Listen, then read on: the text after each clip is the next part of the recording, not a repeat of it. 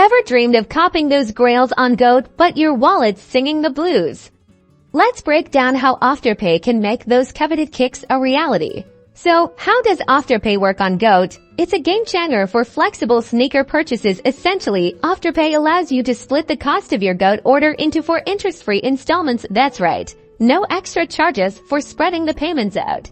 Here's the nitty-gritty. When you're at checkout on GOAT and select Afterpay, you'll be prompted to create an account or log in. If you're already an Afterpay user once approved, the first installment is due immediately, and the remaining 3 payments are automatically scheduled every 2 weeks. This means manageable payments, allowing you to secure your sneakers without one big hit to your bank account.